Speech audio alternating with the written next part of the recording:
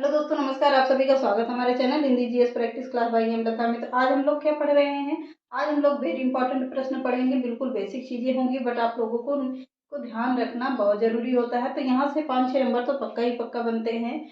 सबसे ज्यादा हिंदी का बेसिक लेवल क्या होगा? वर्णमाला। हिंदी में वर्णमाला से 5-6 नंबर कहीं ना कहीं कोई ना कोई परीक्षा में जरूर पूछ लेता है। तो आप लोगों के लिए क्या है, यूपी पेट में भी यहाँ से प्रश्न जरूर उठेगा कि हिंदी सबसे छोटी ध्वनि क्या होती है, वर्णमाला किसे कहते हैं, वर्णमाला के भेद कितने होते हैं, स्वर कितने होते हैं, व्यंजन कितने होते हैं। तो बिल्कुल स्टेप बाय स्टेप इसको देख लीजिएगा, नोट्स बना लीजिएगा बिल्कुल फ्री में। तो क्या है, हिंदी वर्णमाला हेडिंग ला लीजिए। क्या हिंदी वर्णमाला, हिंदी वर्णमाला किसे कहते हैं? अब हिंदी वर्णमाला किसे कहते हैं? तो हिंदी वर्णमाला किसे कहते हैं? वर्णों के व्यवस्थित समूह को, वर्णों के व्यवस्थित समूह को वर्णमाला कहते हैं। अब यहीं से प्रश्न एक बन जाता है कि हिंदी वर्णमाला किसे कहते हैं। तो वर्णमाला किसे कहते हैं? जैसे कोई माला होती है, वर्णों की माला हो या कोई गुड़ियों की माला होती है, तो मोतियों की माला होती है, तो उसे क्या कहते हैं? एक साइज में ही बनी होती है, एक साइज में ही बनी होगी तो उसे क्या कहेंगे? वर्णमाला कहते हैं। उसी प्रकार क्या होता है, हिंदी में होता है। वर्णों के व्यवस्थित समूह को क्या कहते हैं? वर्णमाला कहते हैं। क्या कहते हैं?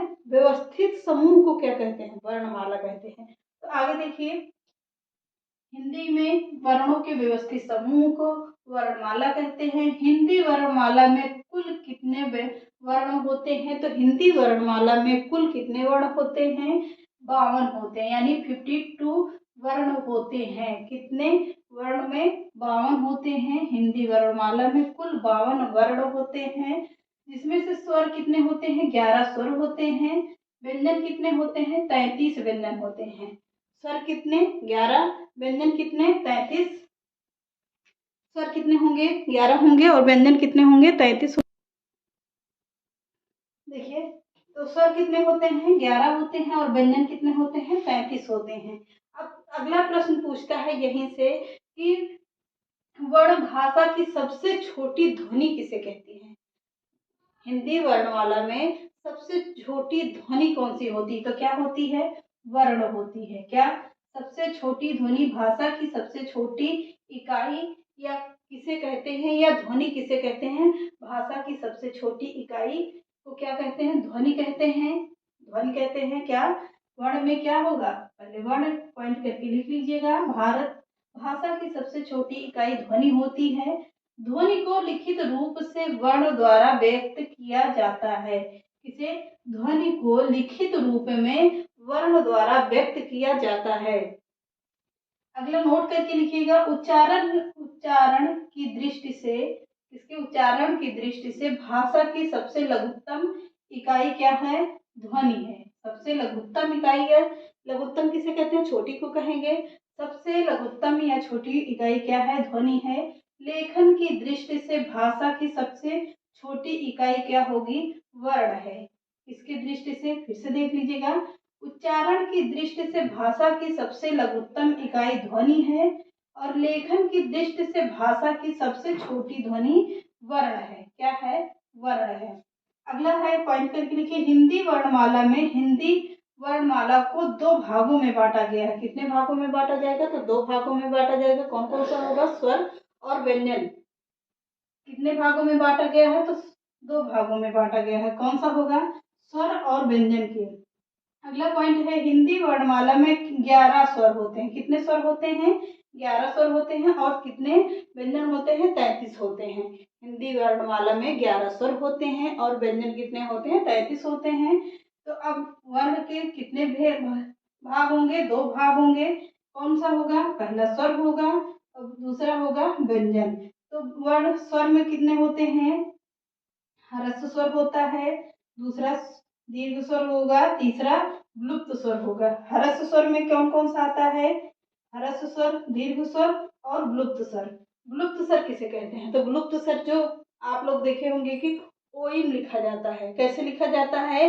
ईख की ऐसे लिखा जाता है। एक मिनट देख लीजिए, ऐसे करके लिखा जाता है। तो इसे क्या कहते हैं? विलुप्त स्वर कहते हैं।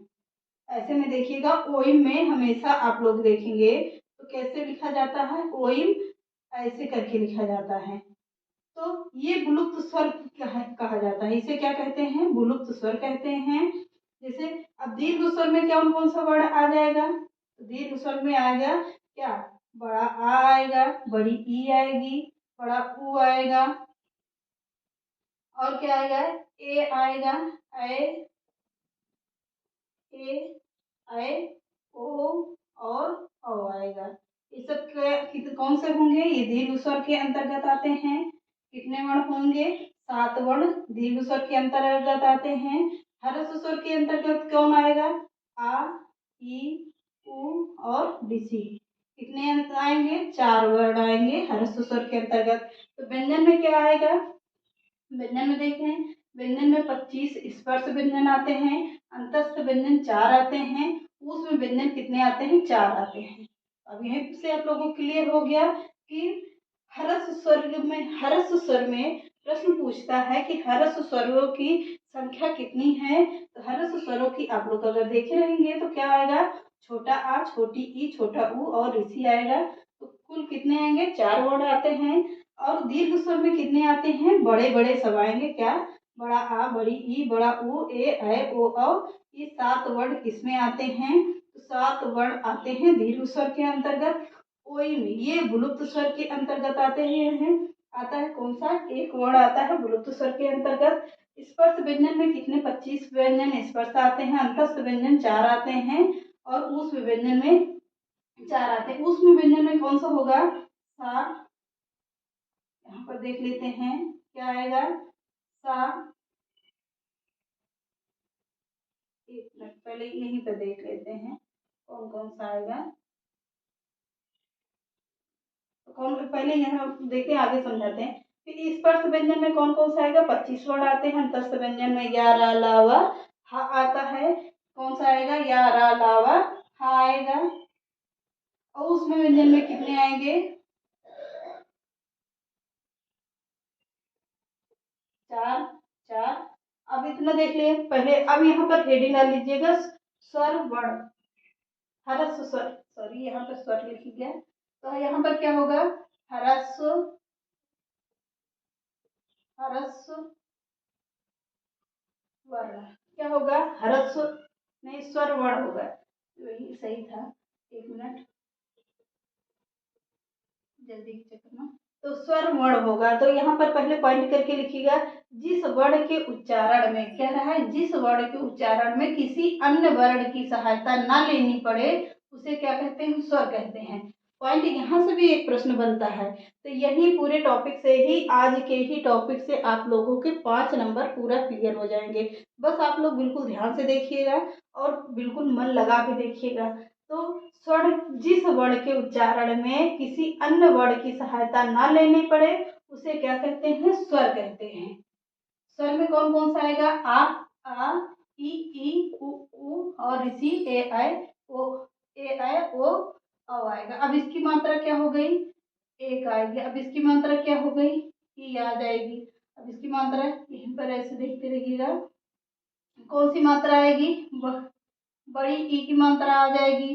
अब यहाँ पर क्या आएगी, यहाँ पर छोटी ई की मात्रा आ जाएगी, ऐसे करके। अब यहाँ पे छोटा ऊ की मात्रा आ रहा है और यहाँ पे बड़ा ऊ की मात्रा आ रहा है।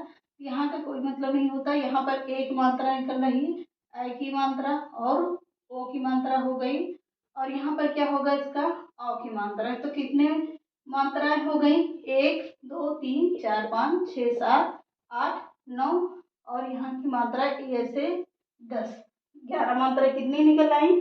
तो पूरी मात्राएं आप लोगों को क्लियर हो गई होंगी। कितनी हो गई, 1 2 3 4 5 6 7 8 9 10, यहाँ पर 10 मात्रा आ रही, तो कितनी है, 11 मात्राएं आएंगी। इसकी मात्राएं टोटल कितनी आती हैं, 11 मात्राएं आती हैं। तो ह्रस्व स्वर में देख लीजिएगा, ह्रस्व स्वर में क्या आएगा, कुछ मिस्टेक नहीं हो रहा,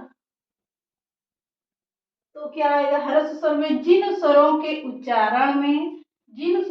उच्चारण में बहुत कम समय लगता है, कितना, जिन स्वरों के उच्चारण में बहुत कम समय लगता है उन्हें क्या कहते हैं, ह्रस्व स्वर कहते हैं। अब यही से एक प्रश्न बन जाता है कि उसे क्या कहते हैं, जिसमें कम समय लगता है उसे क्या कहते हैं, क्या कहते हैं, ह्रस्व स्वर कहते हैं। क्लियर हो गया।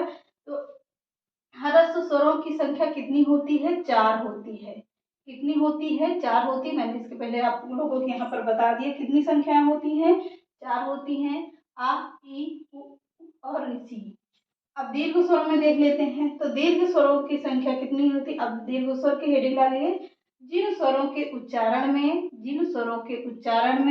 ह्रस्व स्वर से लगभग 2 गुना समय लगता है।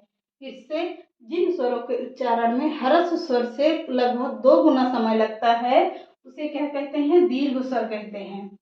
क्या कहेंगे? दीर्घ स्वर कहेंगे। फिर से देख लीजिए, जिन स्वरों के उच्चारण में ह्रस्व स्वर से लगभग 2 गुना समय लगता है उन्हें दीर्घ स्वर कहते हैं।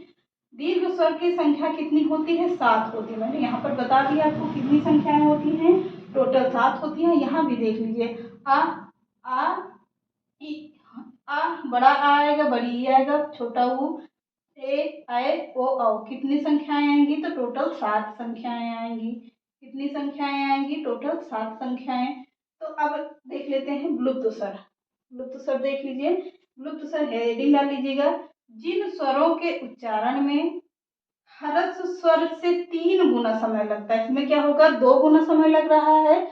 विलुप्त स्वर में क्या है? जैसे पढ़ो ओम, ओम करके पढ़ोगे तो 3 ज्यादा समय लग रहा है। ओइम, ओइम करके ऐसे निकल रहा है, तो ओम करके पूरा सुर लगा के पढ़िए तो क्या निकल रहा? ओइम निकलता है। तो वही शुद्ध रूप लिखा भी जाता है, क्या? ओइम लिखा भी जाता है। तो कह रहा है कि जिन स्वरों के उच्चारण में ह्रस्व स्वर से 3 गुना समय लगता है या उससे अधिक लगता है, 3 गुना से अधिक समय लगता है, उन्हें क्या कहते हैं? उन्हें विलुप्त स्वर कहते हैं। उन्हें स्वर से 3 गुना अधिक समय लगता है उन्हें क्या कहते हैं? विलुप्त स्वर कहते हैं। फिर से देख लीजिएगा, जिन स्वरों के उच्चारण में ह्रस्व स्वर से 3 गुना से अधिक समय लगता है उन्हें स्वर से 3 गुना समय अधिक, 2 बार लिख उठा है, ये तो मिस्टेक हो रहा है। तो क्या कह रहा है? 3 गुना से समय लगता है उन्हें क्या कहते हैं? उन्हें ह्रस्व स्वर कहते हैं। उन्हें ह्रस्व स्वर कहते हैं, सॉरी विलुप्त स्वर कहते हैं। क्या कहेंगे? उन्हें विलुप्त स्वर कहते हैं। क्या कहेंगे? विलुप्त स्वर कहेंगे। जिन स्वरों के उच्चारण में ह्रस्व स्वर से 3 गुना से अधिक समय लगता है उन्हें विलुप्त स्वर कहते हैं।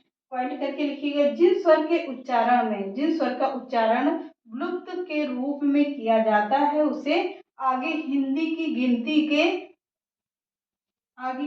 की क्या होता है? 3 की।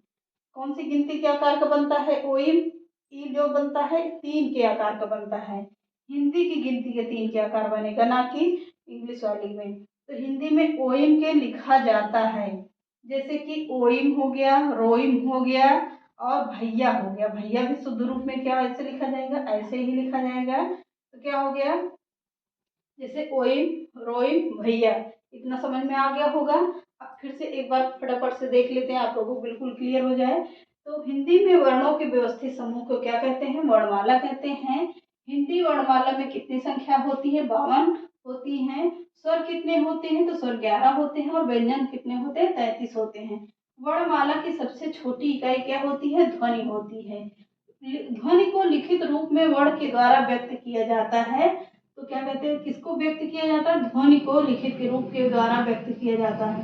नोट करके लिखिएगा, उच्चारण की दृष्टि से भाषा की सबसे लघुत्तम इकाई क्या है? ध्वनि है।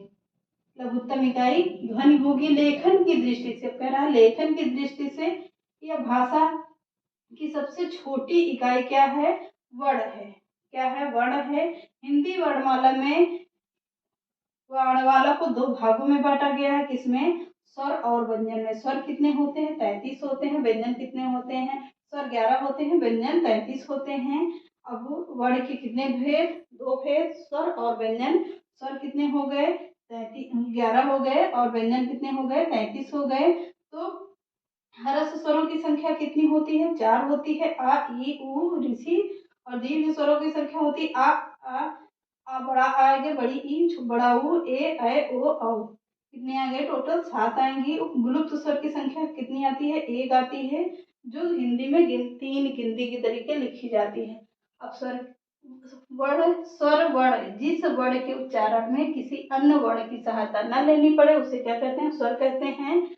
अब आ और ई उ कितने पे स्वर होते हैं, कितने स्वर होते हैं? तो मात्राओं की संख्या 10 होगी और स्वर कितने होंगे? 11 होंगे।